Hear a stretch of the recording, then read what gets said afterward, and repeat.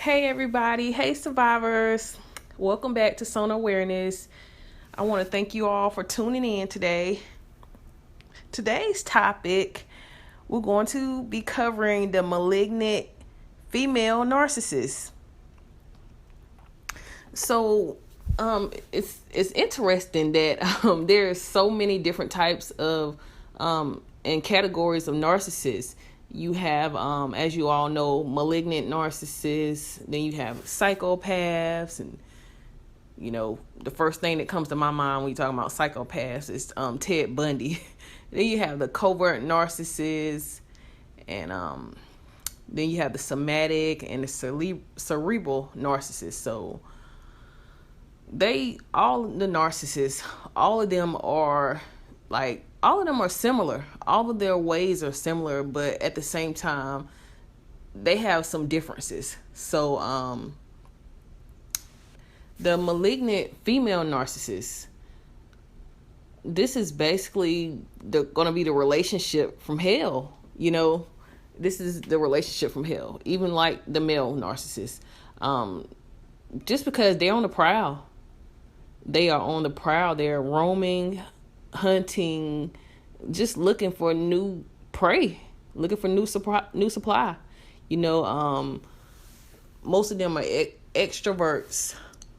They have a way about like standing out from the crowd, or just kind of standing out from other people. And I think they know this, that they're doing this. So they're going to be, and people look at them as that. People look at them as different, but not in the type of way that you would think it would be. A lot of people think that they're actually friendly. A lot of people that don't know what narcissism is, they think they are friendly. They think they're outgoing and pretty much the soul of the party. And this is how many of them, it's easy for the female malignant narcissists. Many of them, they are dancers, exotic dancers, call girls, escorts, whatever, you want to call them. A lot of them are in that industry. And many of them do carry diseases. I'm going to have to talk about that real quick. Many of them do have diseases because they are wild. They're reckless. So they're going to have the HIV, the herpes, and all of that stuff. They're just bold. They're bold. They're bold in their approach. In both men and women, they are just overtly sexual. And in a lot of cases, a lot of them are more experienced. They're more experienced sexually than some men or women that they may deal with if they're claiming to be bisexual. So I want to give you an example. Somebody that I know told me that their daughter, invited them to the strip club that she was going to be dancing at. She said that's how her daughter made her money. She accepted it. And some people look at, exotic dancing in a way where they feel like if you have the body for it, and, this is how you make money. A lot of them kind of put that in their minds instead of thinking about the actual whole nature of it, because they don't want to look at their family members or, friends as a person that may be, out there like that. And this is not to say that all exotic dancers are, like this. I'm not saying that. I'm just saying that, many of them, especially a malignant female narcissist,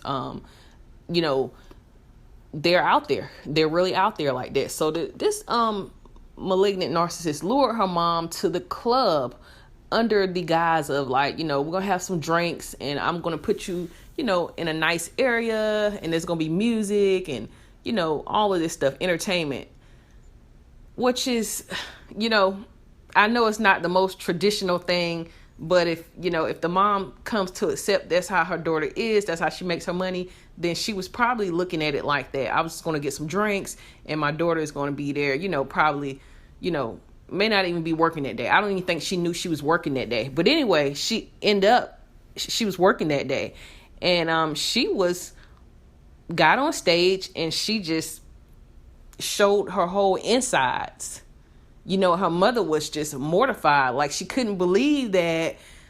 Like, wow, I couldn't believe my daughter, so she just left. She said, I couldn't believe my daughter just invited me to a club, and that's, she had her legs all open, and this is crazy. I never thought my daughter would be that. Like, I didn't understand that. So that's what you'll get with the with the female narcissist. They are so overly sexual that they think it's okay. They think everybody's okay with sexuality because they're okay with it, when that's not the case. A lot of people are not okay with, girls even dressing too, just having too, just being over sexually in public as well with the way that they dress. A lot of people are not okay with that. They're like, wow. But apparently the female narcissist, Malignant, is okay with that because she thinks it's okay. She thinks everything's okay involving sexuality. So back to, again, they're going to sleep with both men and women easily because sex is like their biggest source of supply. It's not really about being gay, even or bisexual or whatever. It's about supply. They don't care if it's younger or older supply. They can be 10 plus years older, 20, 30 years older, 20 something, 10 years younger. They don't care. They are really out there, and they have some of the most non-traditional relationships or arrangements. They will be cheating, commit adultery, sleeping with somebody, spouse or partner. It really doesn't bother them because they lack empathy, so they don't care or feel sorry for, if they're sleeping with a man, he's married. They don't care about that. They don't care about the fact that he has a child on the way. They don't care because they're out there sleeping with so many people and they love sex, so they don't care. It's just sex for them is just to control others. They are living in their own sexual world that they have built. It's all about a new conquest, a new mission, availability. So if a man comes to them, they will, in a sense, be the perfect, cheating partner because they don't care. They're still going to sleep with other people while they're sleeping with you, and it's just a thing for them. So this would be the perfect, cheating partner for a lot of men that are doing those type of things. Female malignant narcissists. I mean, they're just wild animals. How animals in the wild eat because they don't know when their next meal will be. Well, for them, they're using their bodies. They're, it's sex. They're constantly getting new supply because men, love sex. And it's just not about you, man. Women like sex too. But I just always felt like men were much more, that was much more sexually. They were much more sexually active than women are. I still feel that way. So I'm sorry, guys, don't come for me, but I just still feel that way. I still feel like it's still a man's world when it comes to sex, So moving on, like I said, many women love sex too, so the malignant narcissist female is always testing people, like the old bait and hook strategy. I'll give you another example. The malignant female narcissist is the type of girl, like if the malignant female narcissist had a brother and the brother brings home his girlfriend and everybody's having dinner, she will play footsie with her underneath the dinner table where nobody knows about it, just testing the girl to see if she's sexually interested in her. She's wild like that, bold, going to test somebody just to see going to try somebody just to see if they can get with you. Because sex is everything to them. It reminds me of this movie. I know a lot of y'all seen this movie, Basic Instinct, by with Sharon Stone in it. The character was overly sexual, bisexual, manipulative, just the female malignant narcissist is like that, they will do anything. They'll rob men, they'll be on hard drugs, just reckless criminals, they're crazy driving. I would definitely, check the criminal records because I know majority of them have a criminal records. Yes, they do. They're very wild, into just fast money. That's what comes with the lifestyle of dancing or being a video girl in a video, music videos or things like that. They like, they're perfect even for, entertainers like football and basketball, just, they're just really into fast money, getting to the top real quick. That's why a lot of them will, they will definitely kill their spouses or boyfriends, poison them or shoot them for insurance money or whatever, or if they're just angry with them, so some people, like, they get really nice, really nice, and then some people, I feel like they'll get really nice men. And in this case, the malignant female narcissist will get really nice, gentle, kind guys and will literally turn them out sexually, because a lot of nice guys don't have that experience as they do, and it's just intriguing. So that relationship between a really nice guy and a wild malignant narcissistic female, a lot of time, as they say, opposites attract, which is unfortunate for those guys, because these girls are really crazy. They are not the type of, they don't make good relationship partners. They don't even make good, nobody should be dealing with them, because they are very dangerous. Every day is game time for them. They're always on the go, always traveling, spending money, just fast money. And when they're in their narc rage stage, if they don't have any more supply, or if they're angry with you, or, whatever, they're going to be backstabbing, cold, calculated. And if you actually have kids with them, it's a nightmare. They're going to try to turn their kids against you, like all narcissists. Even the covert narcissist female will do that and a lie. They'll even, break into the home that you guys once shared to steal things, or, anything that they can do. They'll stalk and harass and threaten you. They will really actually get more crazy than a covert female narcissist. They will really end up going to jail behind trying to get to you. They'll throw themselves in the worst manner because they are so crazy. When they go off, just like the malignant narcissist male, the same thing. When they're trying to harass a female and, when they're enraged, they're going to stalk her, be outside watching, waiting, harassing, bullying. That's what they do.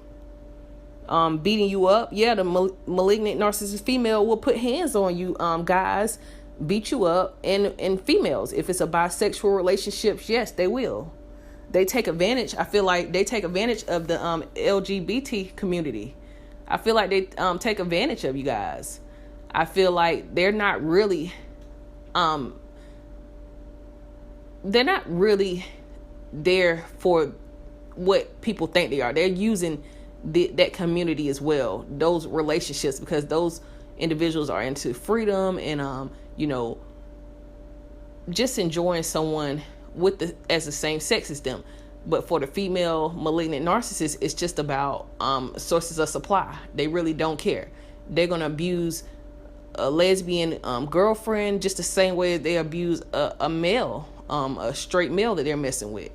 That's why they love the both. They have the best of both worlds. They'll cheat on their lesbian girlfriend and just not really be gay, because they're just sleeping with her just for sexual pleasure, and they'll sleep with the guy too for sexual pleasure. So it's not really about being gay for them. They're just taking advantage and using people as sources of supply. But at the end of the day, if you leave them alone and you decide you wanted to move on and you see through their BS, then they're going to be jealous because they can't believe that you found somebody else. It's just trying to process that, and they can't process that you left them alone, because in their minds, they're the best sexual partner you ever had in your life. They're the most exciting, person that you ever had. So they don't understand why who else could you find better than them? Why would you decide to stop messing with them? So yes, they will, they are jealous, they're envious, and they'll end up stalking, trying to kill you, or, the new person that you're dealing with. And this is another thing.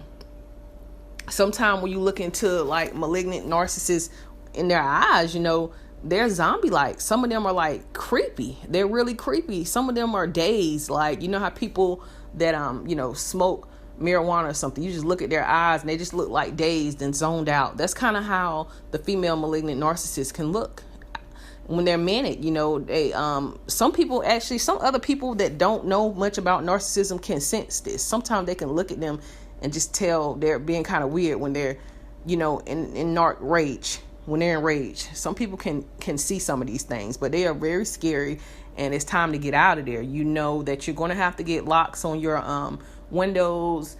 Make sure your house is very secure, understanding security to the top notch, understanding if this individual just moved out, or you just had to put them out, you're going to have to really secure the premises of your property.